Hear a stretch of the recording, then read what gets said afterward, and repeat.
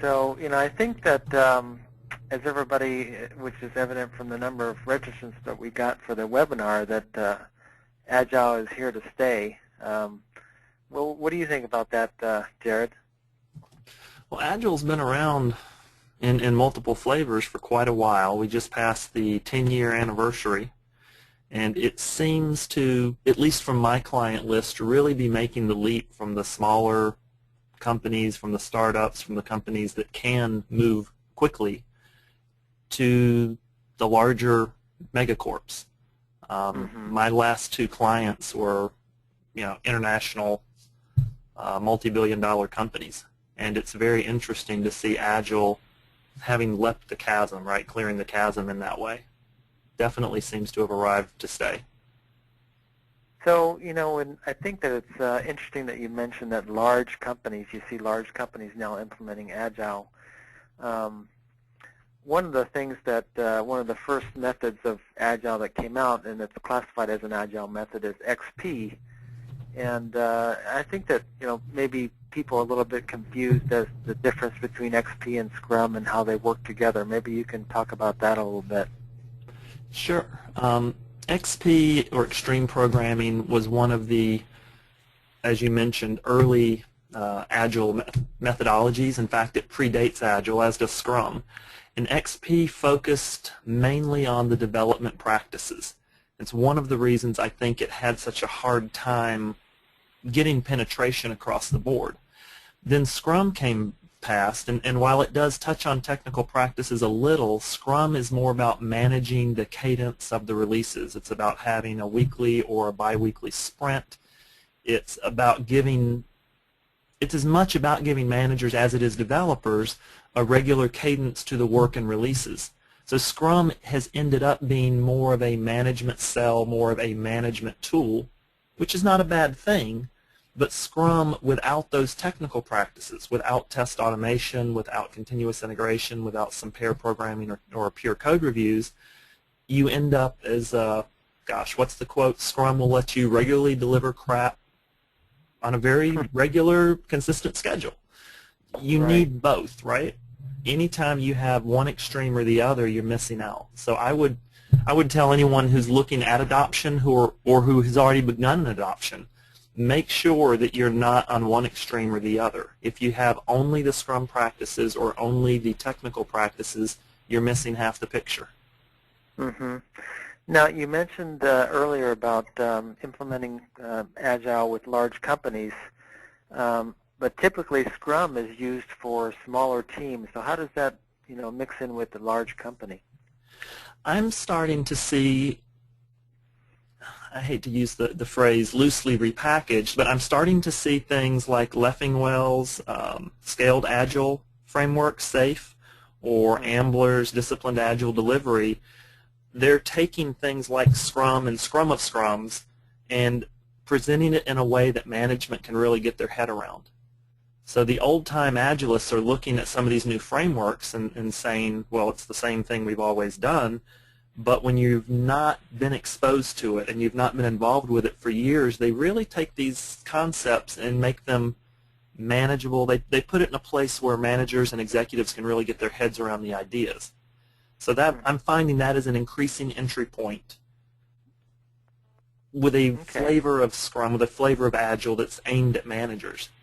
I mean, when we look at this slide, the next bullet point is the common issues, common problems. The problem I'm seeing, again, last several clients, was they were entirely Scrum focused without the technical practices. So maybe those implementations of Agile are a good way to get the foot in the door and to get people thinking in that direction. But once you have it implemented, don't stop. Keep moving forward. Right. I think one of the things that we find when we talk to our clients is they may say, "Oh, that's not Agile." Well, if they're stuck on something being defined as Agile, we find that that's not being Agile either. If you have a firm definition of Agile. Absolutely. And, so let's dig now into a little bit deeper into the QA side of Agile, and I think that one thing about Agile is that the software industry has finally accepted that, requirements change and things change, and so we're beginning to welcome change, and Agile is really a way of dealing with change. And I think that as far as Agile QA goes, basically what we've done is we've been able to shift the uncertainty and the risk from, in the end, when we come up with using the waterfall method, to moving it forward and upstream. And we've done that by closer coordination and kind of a convergence of QA and as well with development. Maybe you can talk a little bit about in terms of the different role that a QA person has in a Scrum team. Sure. One of the traditional organizational problems I've seen is when development and QA don't work together. They have a very antagonistic relationship. Developers won't tell a tester what they've changed because they know that the tester might, find a bug in my code, or they might break my code. With Agile, we're really trying to get both sides together so that a tester can sit with a developer and they can pair on code.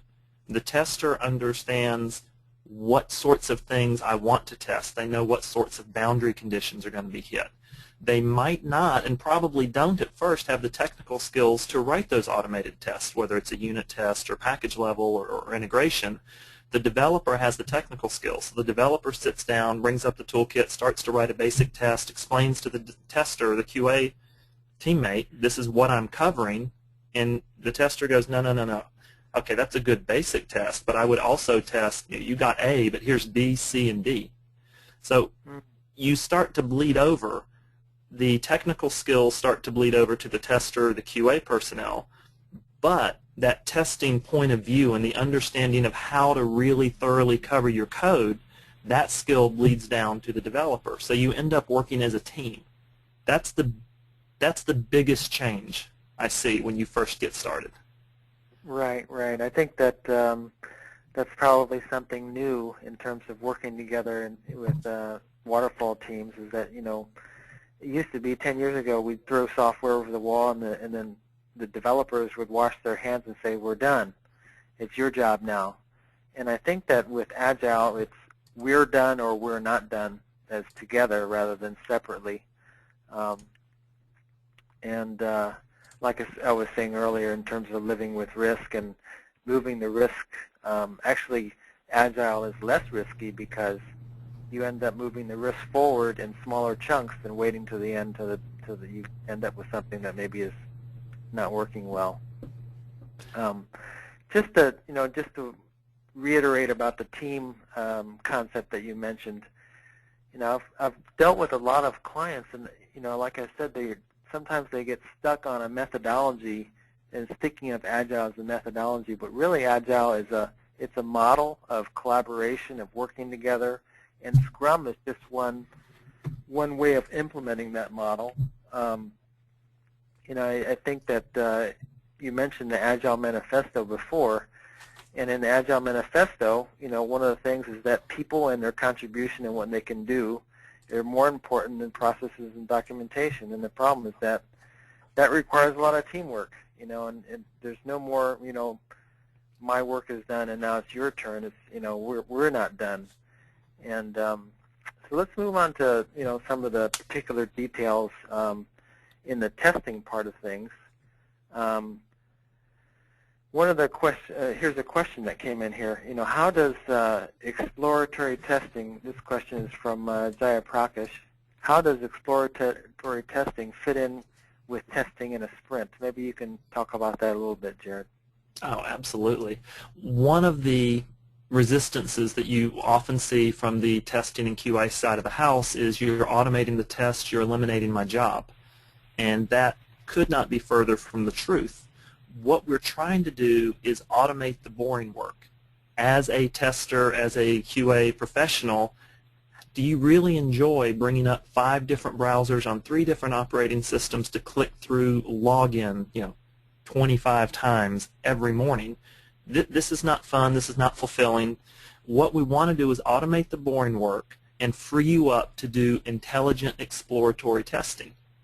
So if you're in a position where you're not having to test the hello world functionality, where you're not having to test the basic application functionality, you get freed up to do the more interesting work.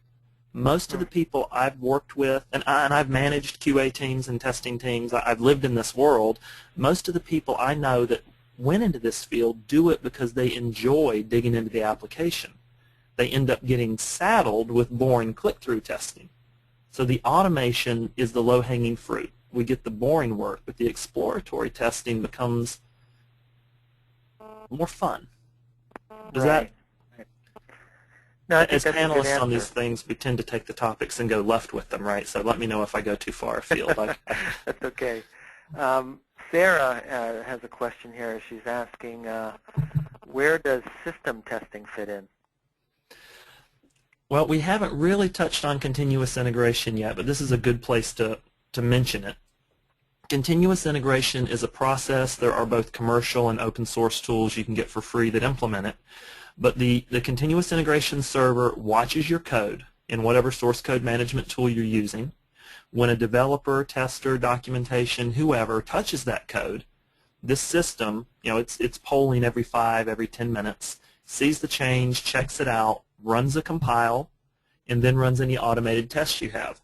So the first thing we're going to catch is the developer who forgets to check in a file, or a developer who's running a different version of maybe the JDK or the .NET runtime, or a developer who's tweaked out the machine somehow. So we're going to catch any compile errors very quickly. As we begin to build up a critical mass of automated unit tests and package level and system tests, we're going to catch functional breaks really quickly. So that's traditional continuous integration. The next movement in the industry is towards continuous deployment.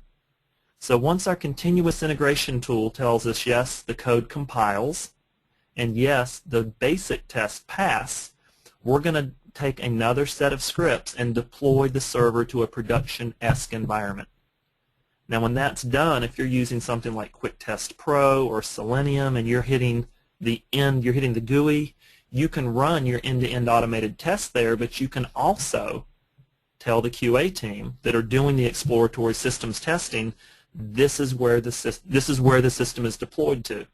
You may want a more persistently installed environment, but I find really quickly that the testers go from, I need an environment that doesn't change, to reporting a bug, a developer says, I've pushed a fix, and then an hour later, that fix is on a server they can hit. So the system testing, gosh, this was a good question. We could really open up here. The big thing about Agile is it's about rapid feedback, right? We're not necessarily eliminating or minimizing risk, but we're grabbing the risk in smaller increments. We're catching small problems before they get large. We're taking large problems and we're breaking them down into smaller chunks. So your system testing will continue to occur, but it will occur in smaller and more ongoing intervals, where when someone pushes something big, you can test it immediately. You can test it an hour later. You're not going to be in the situation where you've got 3 or 6 months worth of code fixes to change, because then you have to touch everything, you have to look at everything, and that's a big mindset. That is a big paradigm change for your testing and QA teams that are used to having a static image for months at a time.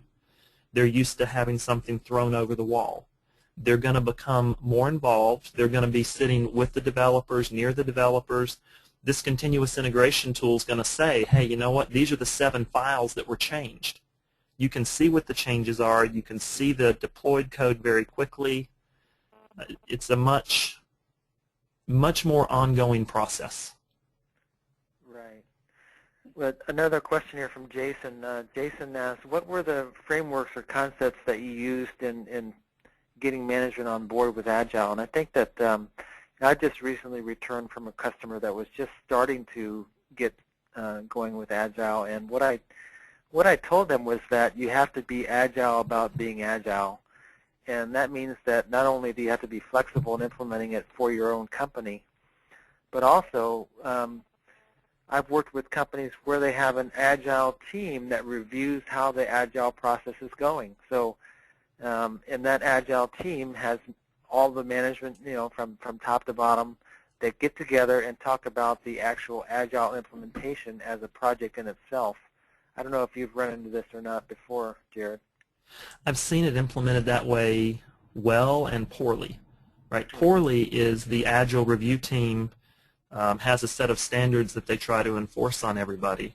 And well is the team actually gets what you're saying, which is Agile is about responding to change. The way I introduced Agile at Company A may or may not be a good fit for the culture at Company B. Maybe here we started with the Scrum practices. Over here we're going to start with pair programming. Over here we're going to start with continuous integration. Right, right. As a side topic, I'd like to mention, I don't want to go too far down this path, is the Dreyfus model of skills acquisition. If you have time to look at that, you're an attendee. There's a great Wikipedia page on it.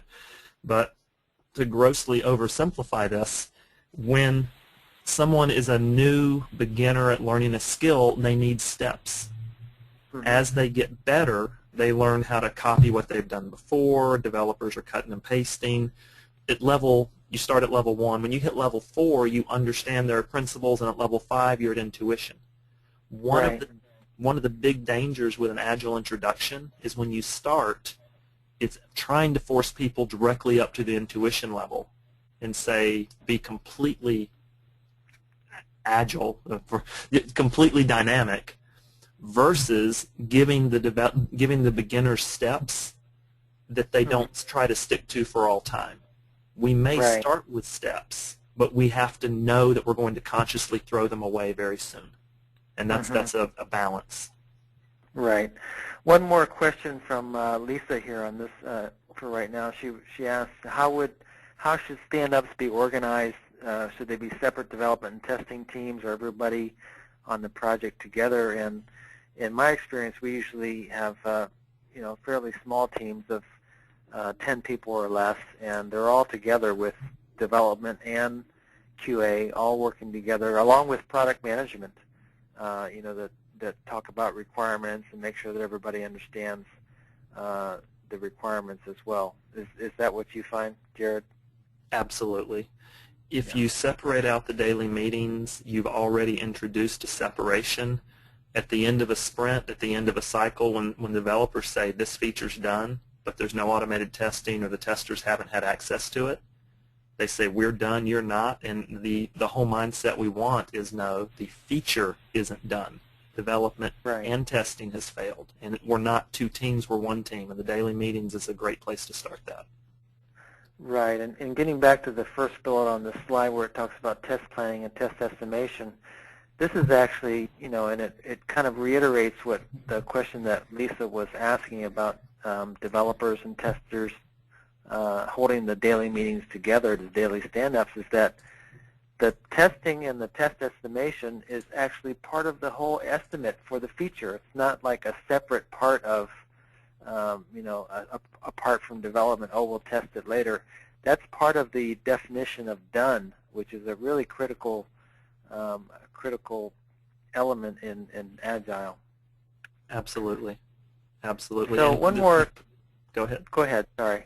I was going to say the pushback you'll get is we don't know how to do that, or that's hard. And I point out, just like anything else, when you start, you're not going to be good at it. Make it part of the feature planning. Make it part of the feature estimation, and you will eventually get good at it. Right. Okay. One more question here from Tracy. Tracy asks, when you mention compile and automated testing, is the Agile process, or in the Agile process, is this a development team task or a test team task? Oh, wow. There's a term called relentless automation.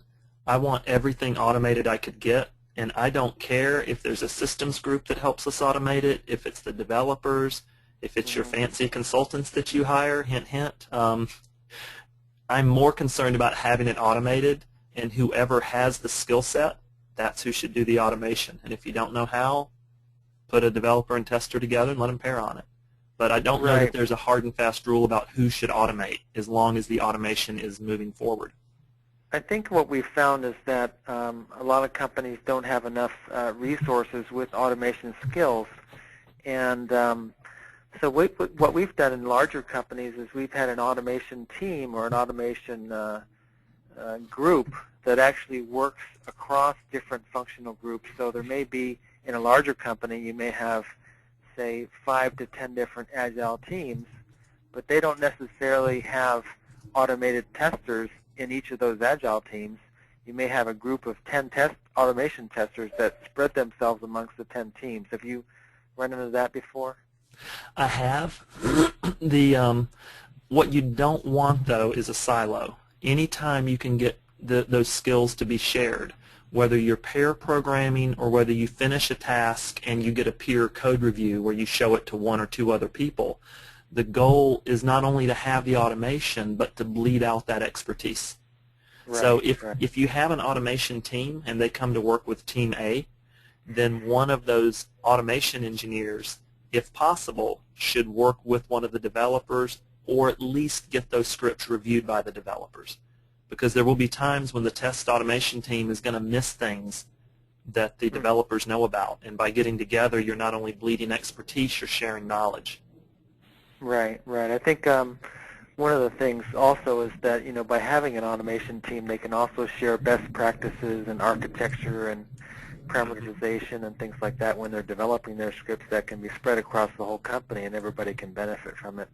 Absolutely. But, you know, I think we've already gone for 25 minutes, Jared. I think we're talking a little bit too much here. Okay, I'll try to run back a little bit. Okay. The next thing, you know, it's nice to, you know, all be in the same location, but in reality it doesn't happen that much. I think recently Yahoo was one of the first high-tech companies that announced that, you know, everybody's got to come to work and there's no more telecommuting. And I'm wondering to myself if that is because they had made the move to Agile and they found that that wasn't working for them quite well. I was wondering, you know, what did you think about that, Jared? It's always about bandwidth, and you get more bandwidth when people are in the same room, but that's not always the reality of the world we live in. If you're going to be remote, whether it's developers, QA testing, you really have to focus on your continuous integration system, and you have to focus on those automated tests because it comes down to rapid feedback. There are lots of tools from video pairing to wikis. There's lots of ways to share information. But the more that you can get to be binary, and by binary I mean a test that passed or failed when something is added. When you have a team that's doing test first, whether it's test-driven or BDD, behavior-driven development, those tests tell me whether I'm done or not. When someone's remote, when someone's in a different time zone, you're going to want a continuous integration system that says the code that was checked in by the team in India or the team in the US or the team in China, it compiles, it runs, and all the tests pass, nothing's broken. For me, whether you're distributed, whether you're Agile, Waterfall, or anything else, that CI tool becomes vital. Mm-hmm. Yeah, one more question that's kind of related to being in different locations, but also development versus automation. A question from Melinda, and she says we seem to have a divide here in our teams at times. How do you handle development teams that see the automation as not their priority versus developing new features and getting management to see the long-term payoff of having highly paid developers, quote unquote, write tests? And I think the answer to that goes back to something that, you know, we talked about a few minutes ago, which was that it's the definition of done, where done does include the tests, and the definition of we versus you or I, or separate, you know, separatism in terms of developers versus testers. But let's see if did you have any more to comment on that, Jared? I would encourage those teams to really look at test first and things like TDD, test-driven development. It changes the way the developers implement features. It helps keep them on track, and it helps prevent feature bloat. And it really improves your architecture and design. So it's not just having your, you know, quote, highly paid developers write tests. It's more about changing how they write code. We could go for a lot more than an hour on that topic, so I'm going to just encourage you to, to review this after class or to, okay. yeah. Let me go on here with one more question here from Mary about the distributed agile testers testing. She says, how can a tester who is not co-located, for instance, in a different country or time zone, keep up with the developers? And my answer to this is that we do this all the time. You know, we work with our customers in different time zones, and I think that it goes back to what you were mentioning, Jared, about the tools, the continuous integration tools, but also communication tools. And basically, we ensure that there's always some kind of an overlap in terms of time zones. You know, if some of the team needs to stay up a little bit later or come into work early or something like that, then we make that happen. And I think that's important for the, like you were saying, the communication. You know, to have that daily communication. And sometimes when we have our Scrum meetings, we say, oh, okay, being agile, that could mean that, oh, we don't test this today, or we focus on something else. And that's you know, being agile versus following a strict test plan. Let's move on to there's more on distributed agile testing. I think that can you think of any particular methods or particular tools that you use to promote the agile and testing and the kind of collaboration or particular continuous integration tools that you're familiar with that work pretty well? The best continuous integration tool I've used in a while is called Jenkins. Just if you Google Jenkins, Jenkins, you'll find it. It's a Java-based tool, but it will exec anything that you can script. If you have people in different time zones that are having trouble making the daily meeting, or whether they are or aren't, have someone take notes on the daily meeting and put it into a Google Doc or a Wiki, SharePoint, whatever you have, so that those notes are available, and use Skype or some other video chatting tool constantly. You might not be able to sit in the same room with somebody, but you can sit there and chat with them while you work. The more bandwidth, the more communication you open up, the easier it's going to be. Right. There's another question from Anitha, and she's asking, using Agile, how can we make sure that testing is completed? And it kind of goes back to what we were talking about in terms of the we and test planning is actually part of the whole groups or the Scrum team's responsibility. It's not separated between testing versus developers anymore. It's more like we haven't finished yet. And I don't think I can really stress that enough, the we instead of the separate groups. And this is kind of related to it, one of our project managers says that it's difficult for some testers to adapt to Agile. And I think that Agile testing, as you were saying earlier, Jared, refers to, you know, a lot of collaboration, and I think that probably some testers may not be, you know, suited that well for that, and that's not initially what they signed up for, say 10 or 15 years ago. But today's modern testers really have to have good listening skills, good communication skills, good writing skills, because they're not just following a test plan, and that may be different than what you know, the typical tester used to be 10 years ago. Mm-hmm. Absolutely. Another one of our customers says that, you know, QA, or for QA and Agile, that there's a role change, and I think that maybe you can comment about this in terms of the different mindset of QA in an Agile environment. When I've worked with a team, I typically find about a third to a half end up in this sort of a role, right, where they become almost paired with developers. They become test automation engineers. They teach the developers how to cover this type of code or how to cover these edge cases. But about a third or a half don't. Not everyone, you know, takes to it, but the ones that do, that learn how to sit and speak with the developers and reach them, you're going to end up teaching those developers how to find bugs in their own code.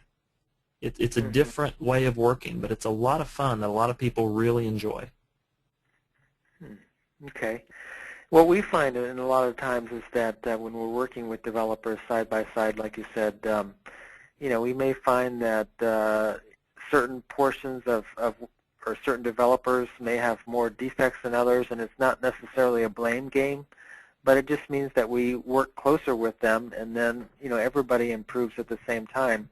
And it's in that way we do, QA does act in a way like a coach, and we move resources around, just like any other team would, in terms of going to where things are needed and calling a different play, so to speak. So let's see if I think we've talked about this enough here. What kind of things have you seen testers struggle with when they're moving from a waterfall environment to an agile environment? Have you run into particular things that are difficult for testers?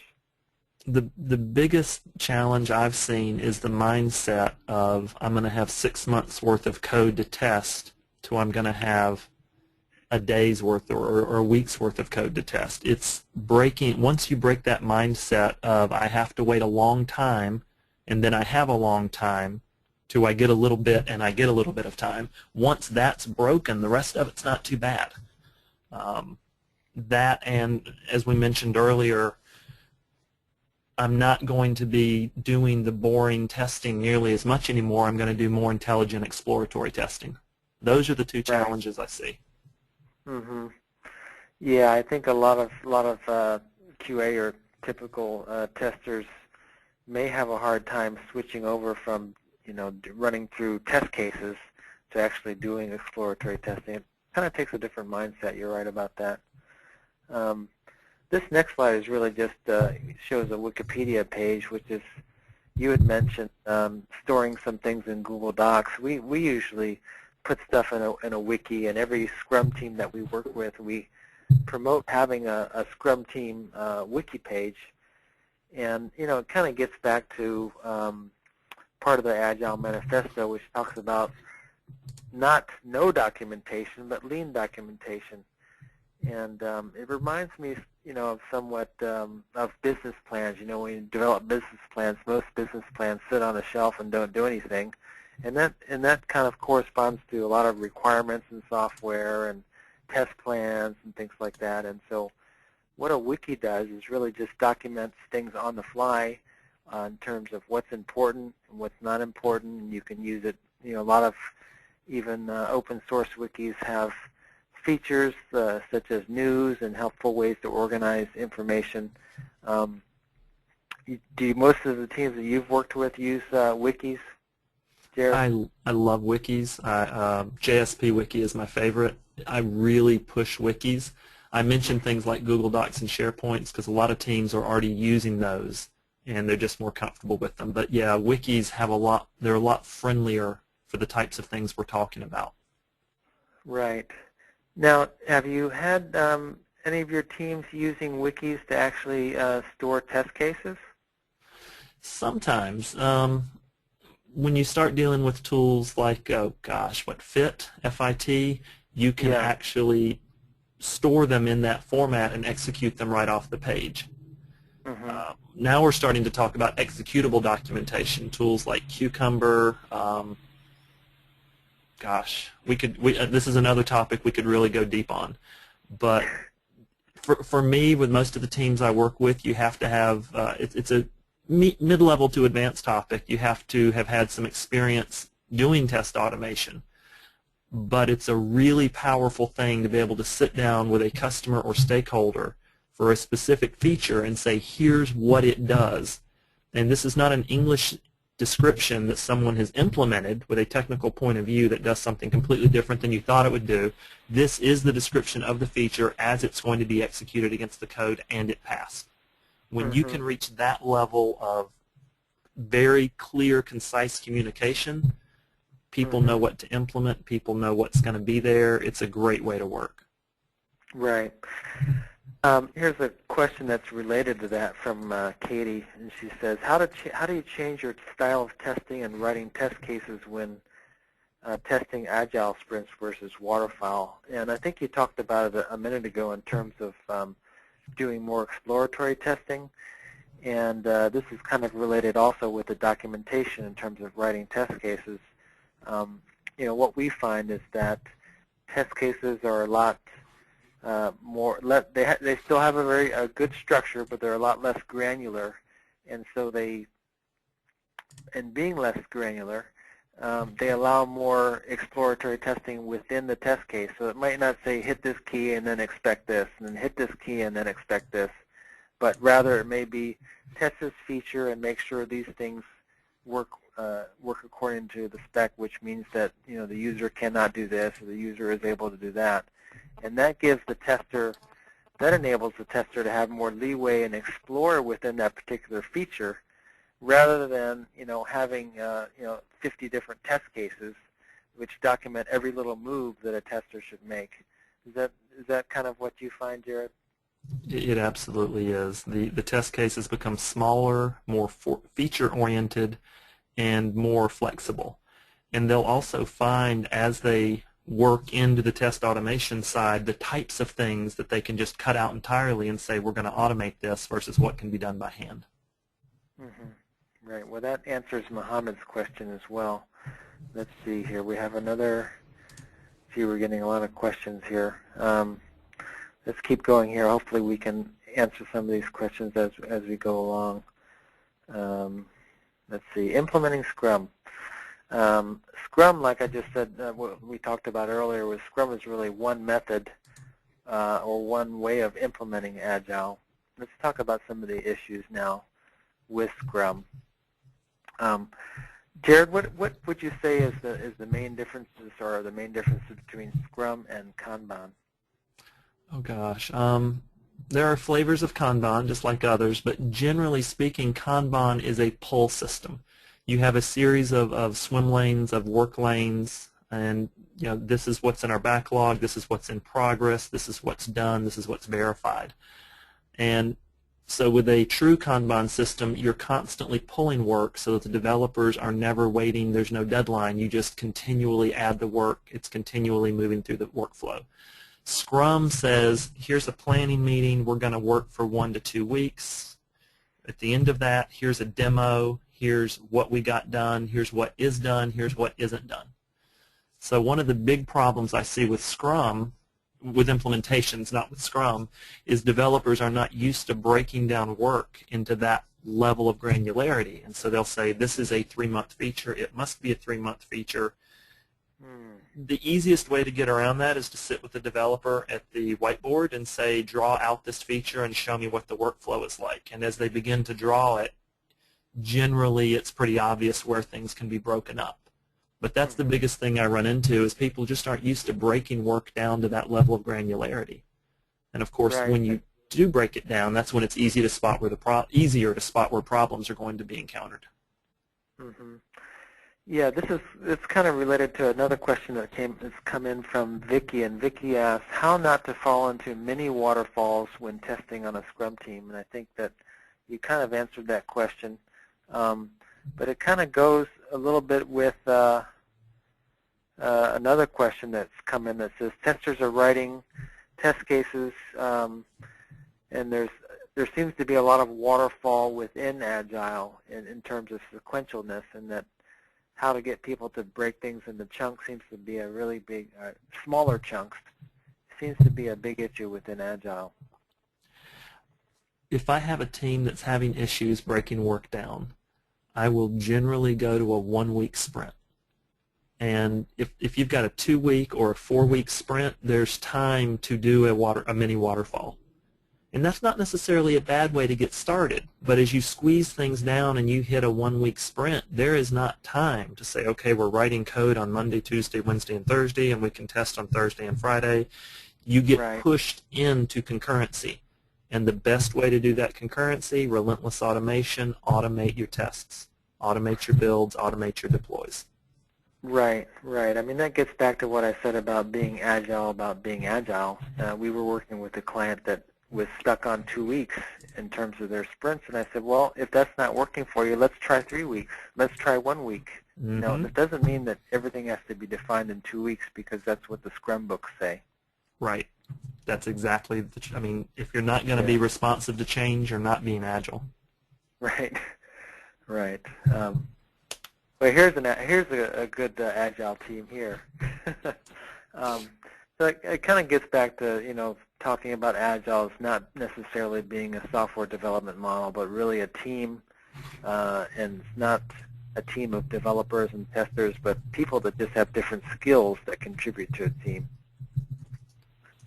So let's talk a little bit about Agile requirements now. I think we're getting close on time here. Jan is bothering me, but in terms of documentation, what do you think about Agile documentation? It's a contentious topic in some circles. The manifesto never says no docs. Those are Agile teams who are just winging it. I try to go for just enough documentation. If you can't tell me why you need it, then you don't need it. If you can't tell me who's going to need it, you don't need it. Within the team, you can ask me any question you want, but when I'm done answering you, you have to go to the wiki and make a page answering that question so that when the next person comes along, it's documented. So as much as possible, I try to understand why I'm documenting something and do just-in-time documentation. Okay. One next topic here is Agile testing metrics. Metrics is a big word, and I think in general, I think Agile testing metrics are similar to other metrics.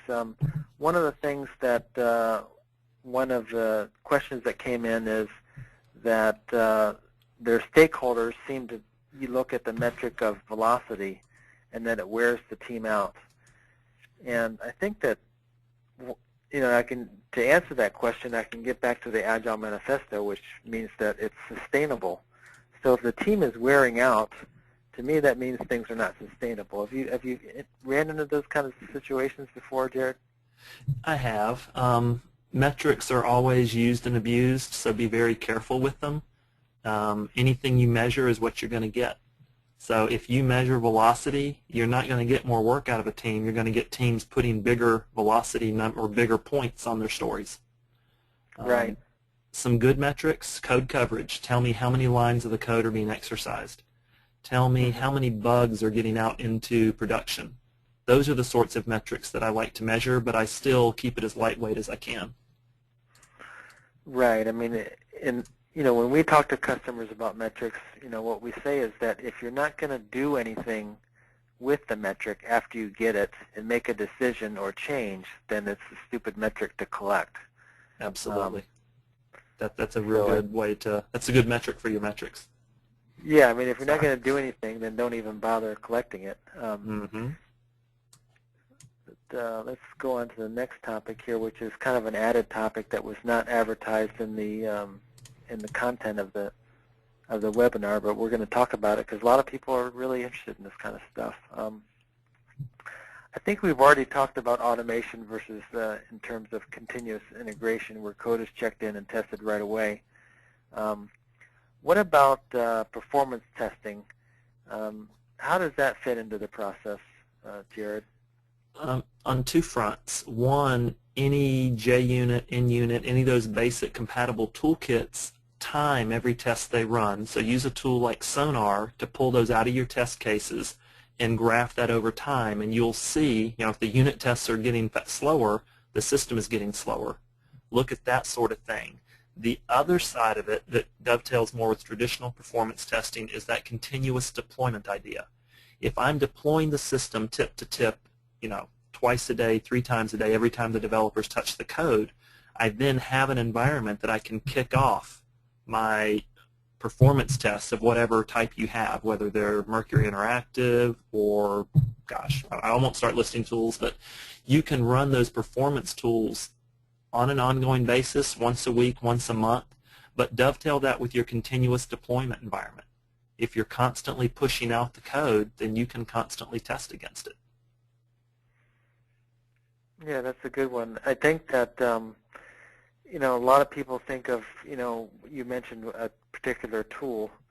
A lot of people think about, okay, we're going to load up 500 users, and we're going to develop some test scenarios, and we're going to have 10 users doing this and 20 users doing this, and we're going to see what the response time is. But like you said, you can get a lot more granular and further upstream from that in testing certain parts of the program and have one user, and even though you might not have the performance of the software from an end user perspective in using a particular feature when there's 500 people on it, you can still use relative performance to know if the software is getting slower or faster with one user. And a lot of times that's all you need to do in the beginning of in the development cycle. That's absolutely true. And after you've been through a few cycles, the developers are going to know where to put those more granular tests as well. Exactly. Here's a question from Ilona. When automation is not an immediate option for an organization, what test strategies can be implemented to ensure speed and efficiencies? Maybe you have some ideas on that, Jared. Use a tool that can be used manually or automated. So, I mentioned Mercury, Quick Test Pro. There's a number of commercial tools out there that a lot of your organizations already own that you're using manually. Keep using them manually. Most of them can be wrapped with an Ant script or a command line shell, and they can also be automated. So that lets you dovetail your efforts, right? The manual automation team can continue to manually automate tests, but when you reach the level of maturity that you have a continuous integration and continuous deployment system and environment, you can start running them there. Okay, last question, and I think then we'll open the floor. Last question with respect to this particular slide is from Melissa, and she asks, what do you recommend for bug tracking tools and processes in Agile to keep efficient processes but not lose precise documentation of issues and verifying fixes? Do you have any thoughts on that one there, Jared? There are so many tools under the sun. I don't really have a huge preference, but I really strongly believe that if you're going to file a bug, you need a tool that lets you collect the steps to reproduce.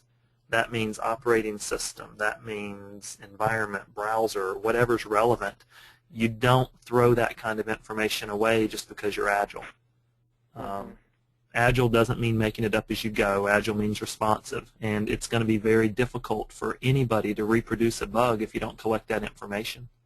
So whether you use it, there's lots of tools to do that with, but do record that information. Mm-hmm. Yeah, I mean, we've used a lot. We use a lot of different tools, Jira, Rally, and or just a couple. Redmine is another one, and I think all of them are pretty much customizable to be able to track that kind of information that you need to duplicate a defect.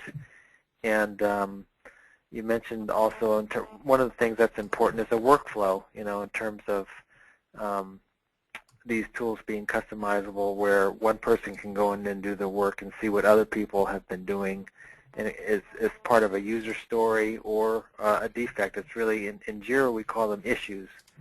But let me go on. I think that's about it. We're on to the Q&A now, Jan. I know you're pressuring me to finish up here. I think we've covered these things up to now, and one more question in here from William. William says, what is the best way to evaluate an Agile? This is interesting. Looks like he's going to find a job in a company that uses Agile, and he wants to know how you can determine whether or not you should join an Agile team or not. What do you think about that one, Jared? Make sure that they're doing Agile for the right reasons. Make sure they're not doing Agile because it's going to save us money. And you want someone who's doing Agile because it's going to build a more solid product, right? Coincidentally, that will save them money. Make sure they've got a roadmap or a history. You don't want somebody who picked up Agile last month because you want to be on an Agile team, and you get in there and times get tough, they come up on deadlines, and everyone falls back into their old habits. And you thought you were hiring into an Agile team, and you really hired in to a Scrum butt. We're doing Scrum, but not this practice, but not that practice. Why not? Well, it was hard. Well, that's Scrummer fall, right? Make sure you're dealing with somebody who has a track record of actually doing what they're talking about doing, and that they don't have high turnover. That one of the problems you got to look for is a team that has a lot of openings has them for a reason. Are they growing too fast, or did a lot of people just leave? Look at that track record. But there are a lot of companies moving to Agile, and they're trying to do it the right way. And if you can find those diamonds, you're in a good spot. Okay. One last question here, and the question is from Anne. And Anne asks, how do Agile and CMMI coexist? And I'll take a stab at that one. I think CMMI was developed by, it's actually a framework that was developed for the Department of Defense in terms of being able to evaluate their contractors. So it's a very rigid process, as you know, and so you could think of that Agile doesn't necessarily fit in with CMMI. But actually, CMMI is really the documentation of a process and following the process. And an Agile process could mean, depends on how you define the process. It could mean that every morning you have a stand-up meeting at 8 o'clock. That's part of the Agile process, and that can fit in within CMMI. So, those kind of, as long as your process is documented, and part of the process of Agile could be that you document changes and allow for changes, and that's all still within the CMMI level framework. I don't know if you've ever had that question before or not, Jared. You answered it very well. It's not about doing it waterfall, it's about doing it repeatable and documenting. And Agile fits into that very well. Okay. I think that's all the questions we really have time for. Jan, are you still there? Yes, Phil, I am. Thank you guys very much. It was very interesting. It's almost time. All the questions that were not answered in the webinar, we'll try to get back to you via email tomorrow. And I want to thank Jared very much. Thank you, Jared, for being here. Thanks for having me. I'm sorry I talked so much in the first half. No, it was very interesting. Phil, thank you very much for being here. Okay. Okay, for everyone, you can follow Jared on Twitter at Jared Richardson, and you can follow XBOSoft at XBOSoft. Tomorrow you'll get an email with a link to where you can find the slides of the webinar and a recording of the webinar. Thank you very much, and I hope to see you guys soon to a webinar from us. Thanks, everyone, and bye-bye. Okay, thank you.